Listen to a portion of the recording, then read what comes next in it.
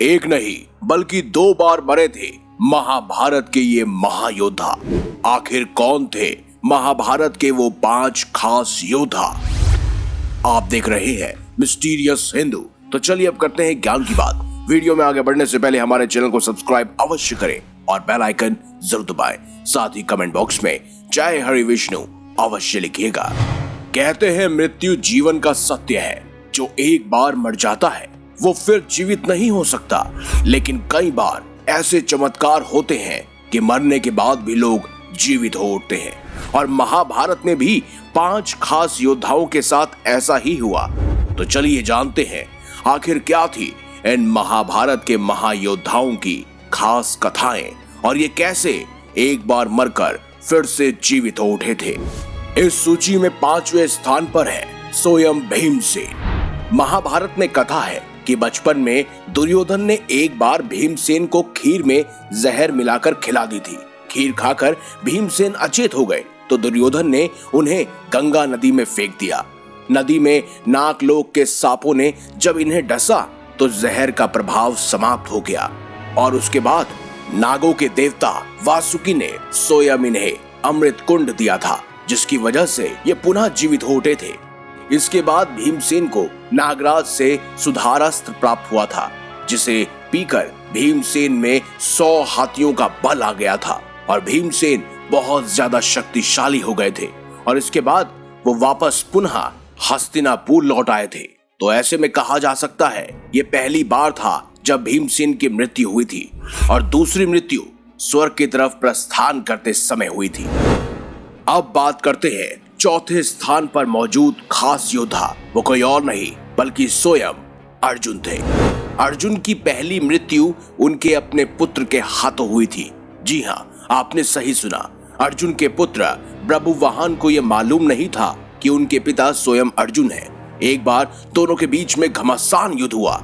इस युद्ध की वजह सिर्फ और सिर्फ अश्वमेध यज्ञ था, जो स्वयं चक्रवर्ती सम्राट युधिष्ठिर ने किया था और उस घोड़े की रखवाली कर रहे थे अर्जुन उस घोड़े का पीछा करते गए और ऐसे में बभुवाहन ने उस घोड़े को पकड़ लिया, जिसके बाद बभुवाहन और अर्जुन दोनों के बीच में घमासान युद्ध हुआ। इस युद्ध में एक दिव्यास्त्र से अर्जुन का सिर धड़ से अलग हो गया और उनकी मृत्यु हो गई।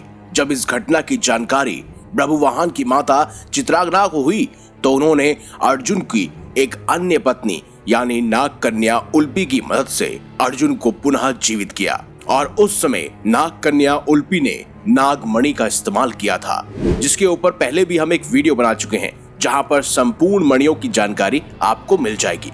वहीं बात करें कि अर्जुन की दूसरी मृत्यु कब हुई थी, तो वो स्वयं स्वर्ग की तरफ प्रस्थान करते समय अर्जुन की दूसरी मृत्यु हुई थी।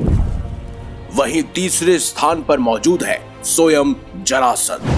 मगध का राजा और कंस का ससुर जरासंध 2 भागों में पैदा हुआ था। मरा हुआ मानकर जरासंध के शरीर के दोनों टुकड़ों को जंगल में फेंक दिया गया।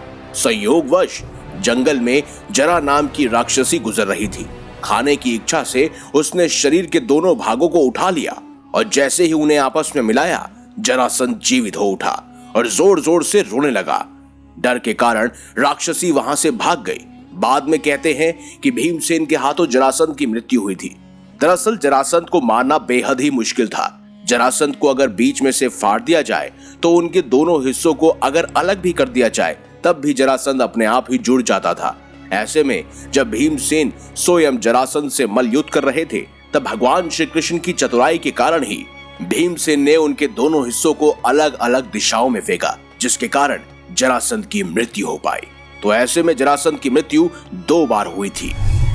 वहीं दूसरे नंबर पर मौजूद है कर्ण पुत्र वृषकेतु। कर्ण के पुत्र वृषकेतु और बभुवाहन के बीच महाभारत के युद्ध में एक घमासान मुकाबला हुआ। इस युद्ध में वृषकेतु मारा गया क्योंकि बभुवाहन उनसे बल में बहुत ज्यादा अत्यधिक शक्तिशाली थे। उनके पास कई सारे दिव्यास्त्र भी मौजूद थे, जिनकी वजह से ही वृषकेतु मारा गया। भगवान श्री कृष्ण ने पांडवों की विनती पर वृषकेतु को फिर से जीवित किया था, क्योंकि वो कर्ण का एकमात्र पुत्र था जो बचा हुआ था। और उसके बाद कहते हैं कि वृषकेतु को स्वयं पांडवों ने इंद्रप्रस्थ सौंप दिया, जहां पर उसने अनेकानेक वर्षों तक राज्य किया और बाद में परीक्षित की सहायता करते करते बाद में उनकी मृत्यु अपने आप ही हो गई। अब बात करते हैं पहले नंबर पर मौजूद शक्तिशाली योद्धा की, जिसकी एक बार नहीं बल्कि 2 बार मृत्यु हुई। वो कोई और नहीं बल्कि स्वयं राजा परीक्षित थे। महाभारत युद्ध समाप्त होने के बाद पिता और मित्र दुर्योधन की मृत्यु का बदला लेने के लिए अश्वत्थामा ने पांडवों के पुत्रों को रात के समय शयन की अवस्था में ही मार डाला। अर्जुन ने जब अश्वत्थामा को उसका दंड देना चाहा तो उसने ब्रह्मास्त्र का प्रयोग कर पांडवों पर उसका वार कर दिया। अर्जुन ने भी ब्रह्मास्त्र चला दिया।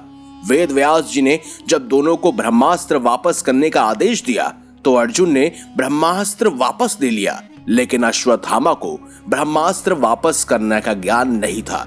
इसीलिए पांडवों के वंश का अंत करने के लिए अर्जुन के पौत्र और अभिमन्यु के पुत्र परीक्षित, जो कि स्वयं उनकी माता के गर्भ में मौजूद थे, उन पर ही ब्रह्मास्त्र चला दिया। इससे गर्भ में ही उनकी मृत्यु हो गई और असमय ही इनका जन्म हो गया। मृत्यु बालक उत्पन्न होने पर उत्तरा विलाप करने लगी। भगवान श्री कृष्ण ने पांडवों के वंश की रक्षा के लिए परीक्षित को पुनः जीवित कर दिया। इससे परीक्षित पुनः जीवित हो उठे और बाद में भगवान श्री कृष्ण ने अश्वत्थामा को स्वयं दंड के रूप में श्राप दिया कि वो पृथ्वी पर आजीवन भटकते रहेंगे। लेकिन कहते हैं कि बाद में परीक्षित की मृत्यु का कारण भी तक्षक नाग का वो श्राप बना था जो स्वयं उन्होंने अर्जुन को दिया था। दरअसल खांडव प्रस्थ, जिसको बाद में इंद्रप्रस्थ बनाया गया, उस समय वहां से सभी नागों और सांपों को खदेड़ा जा रहा था। ऐसे में तक्षक नाग ने स्वयं अर्जुन को यह श्राप दिया था कि वो उसको नहीं तो उसके वंश को अवश्य काटेंगे। और बाद में कलयुग के आगमन पर स्वयं तक्षक सात के काटने से ही परीक्षित की मृत्यु हुई थी। तो दोस्तों, यही थे वो 5 खास शक्तिशाली योद्धा जिनकी एक नहीं बल्कि 2 बार मृत्यु हुई थी। तो दोस्तों, आपको ये जानकारी कैसी लगी हो कमेंट बॉक्स में हमें जरूर बताएं। वीडियो अगर आपको अच्छी लगी है तो लाइक कीजिए, हमारे चैनल को सब्सक्राइब कीजिए और ज्यादा से ज्यादा शेयर भी कीजिए। मिलेंगे अगली बार एक नई खास वीडियो के साथ। तब तक देखते रहिए संपूर्ण ज्ञान का केंद्र बिंदु मिस्टीरियस हिंदू।